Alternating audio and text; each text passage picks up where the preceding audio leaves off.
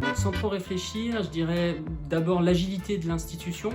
On a su très vite s'adapter à la crise, travailler à distance avec les outils qu'on avait à disposition et en continuant à assurer sa mission de service public. Ce que ça a changé aussi, c'est la compréhension et la patience face à l'informatique.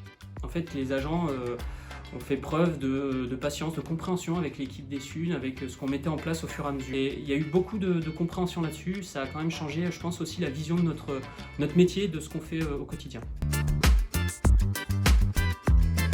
Plus que des outils, on a dû faire face à des nouveaux usages et il a donc fallu développer des nouvelles procédures, par exemple sur les accès distance, sur le VPN, sur les visios aussi. Donc on a été très attendu là-dessus, ce qui nous a demandé de changer aussi notre communication. Et puis les nouveaux outils, c'est aussi pour nous un virage pris dans les acquisitions de matériel où clairement on va évoluer plus rapidement.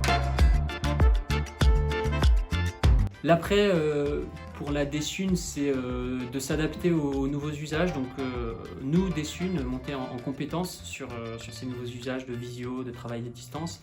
Et puis aussi, c'est intensifier les acquisitions matérielles liées à ces nouveaux modes de travail.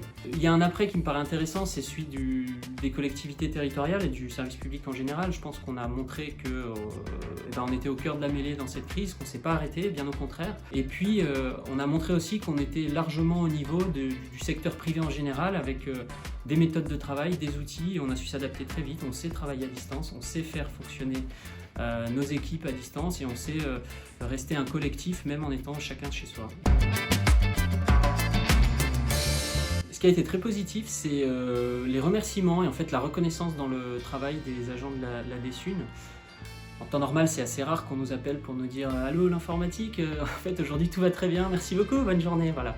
En fait, ça nous est arrivé pendant le confinement, les agents ont pris leur mal en patience, mais ils nous ont surtout beaucoup remercié quand on arrivait à faire en sorte qu'ils puissent travailler depuis chez eux avec le matériel qu'ils avaient à disposition. Un autre point positif, c'est l'avancement de certains projets, en fait l'accélération dans notre plan de travail, de projets tels que le télétravail qui était prévu pour 2021, les outils de visio, repenser aussi la salle du conseil par exemple, donc ça c'est des projets qui sont dans nos tuyaux maintenant et c'était pas forcément à l'ordre du jour. Et puis un dernier point positif, c'est la vigilance accrue sur la sécurité informatique. En fait, travailler à distance, mettre 400 agents en télétravail, c'est 400 accès qui potentiellement peuvent être une faille informatique. Et malgré tout, on n'a pas eu de faille majeure, on n'a pas eu d'incident de sécurité et par les temps plus courts, c'est plutôt une bonne chose.